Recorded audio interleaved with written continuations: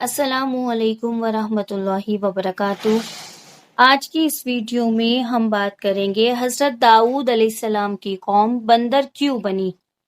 حضرت داؤد علیہ السلام کی قوم کے 70,000 افراد سمندر کے کنارے ہیلا نامی بستی میں رہا کرتے تھے۔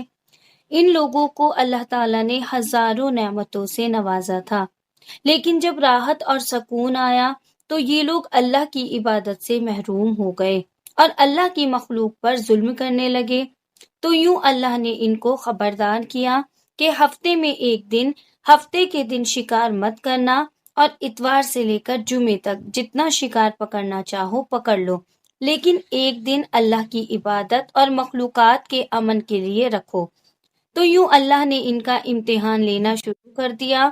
وہ اتوار سے لے کر جمعے تک سمندر کے کنارے مچھلیاں پکڑنے لگتے تو مچھلیاں زیادہ مقدار میں ہاتھ نہیں آتی، اور ہفتے کے دن جب دیکھتے تو سمندر میں ان کو بڑی بڑی مچھلیاں نظر آتی۔ ان لوگوں میں سے ایک شخص کو شیطان نے ورغلایا کہ پریشان کیوں ہوتے ہو، میری ترکیب پہ عمل کرو، تم شکار سے کبھی محروم نہیں رہو گے۔ تو بس شیطان کے کہنے پر اس شخص نے ہفتے کے دن کانٹا لگا کے ڈوری کو سمندر میں ڈال دیا کہ مچھلیاں پھنسے، اور شیطان نے کہا تم اس مچھلی کو اتوار کے دن نکالنا، اور یوں ہفتے کے دن غربت بھی باقی رہے گی اور تمہارا شکار بھی ہو جائے گا۔ شیطان کی بتائی ہوئی ترکیب پر ہفتے کے دن مچھلی پھنسی رہی اور وہ اتوار کے دن نکالتا اور خوشی سے کھاتا۔ جب آس پاس کے لوگوں نے پوچھا تو ان کو بھی اس نے یہی ترکیب بتائی، اور یوں اس قوم کے کچھ لوگ ہفتے کے دن مچھلی پکڑنے کے لیے جال پھینکتے اور اتوار کے دن نکالتے، اور کچھ نے تو اس سمندر میں سے نالیاں بنا کر چھوٹے چھوٹے تالاب بنا دیے تاکہ اگلے دن جیسے ہی مچھلیاں یہاں سے گزرے تو ان تالاب میں پھنس جائیں اور ہم اتوار کو ان مچھلیوں کو نکال کے پکا کے کھائیں۔ اس گاؤں میں کچھ اللہ کے خاص بندے بھی تھے جو کہنے لگے، اے لوگو، اللہ نے ہفتے کے دن شکار کرنے سے منع کیا ہے۔ یہ جو تم جال پھینکتے ہو یا چھوٹے چھوٹے تالاب بناتے ہو، ان میں ہفتے کے دن اگر مچھلی پھنستی ہے تو یہ شکار ہفتے کے دن کا ہی ہوگا۔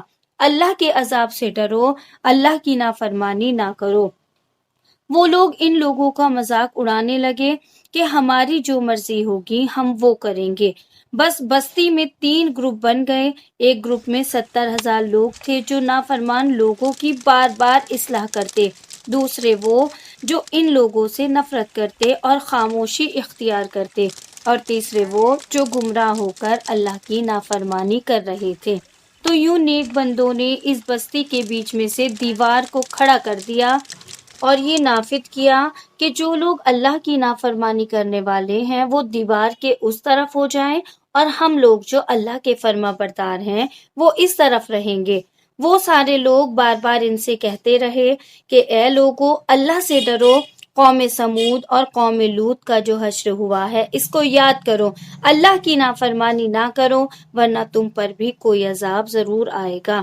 وہ سارے نافرمان جن کی تعداد تقریباً 12,000 تک تھی ہنستے رہے کہ یہ تو سب کتابی باتیں ہیں، ہم پہ کوئی عذاب نہیں آئے گا۔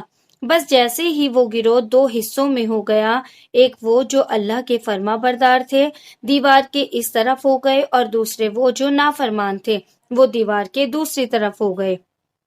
وہ نافرمان پوری رات ہنستے رہے اور مذاق اڑاتے رہے، اور وہ اللہ کے خاص بندے دیوار کے اس طرف اللہ سے معافی مانگنے لگے۔ بس جیسے ہی صبح ہوئی وہ نیک انسان اٹھے، انہوں نے دیوار کے دوسری طرف سے کسی انسان کی آواز نہیں سنی۔ جیسے ہی دیوار کے اس طرف چڑھ کر دیکھنے لگے تو سارے کے سارے لوگ بندر کی شکل میں تبدیل ہو چکے تھے اور بندروں کی حرکتوں کو انجام دے رہے تھے۔ وہ جو لوگ دیوار سے ان بندروں کو دیکھنے لگے تو ان نیک لوگوں میں سے جو ان کے رشتہ دار تھے، انہوں نے ان بندروں کو کپڑوں سے اپنے اپنے رشتہ داروں کو پہچانا اور چیخ کر رونے لگے اور اللہ سے معافی مانگنے لگے۔ جب اللہ کا عذاب آتا ہے تو وہ ہو کر رہتا ہے، وہ 12,000 جو لوگ بندر بن چکے تھے، کچھ بھی کھا نہیں سکتے تھے، کچھ بھی پی نہیں سکتے تھے، اور وہ 3 دن بعد اس عذاب میں آ کر مر گئے۔ بے شک اللہ تعالیٰ اپنے نافرمان بندوں کے ساتھ ایسا ہی معاملہ کرتا ہے۔ اللہ تعالیٰ ہم سب کو اپنا فرما بردار بندہ بنائے۔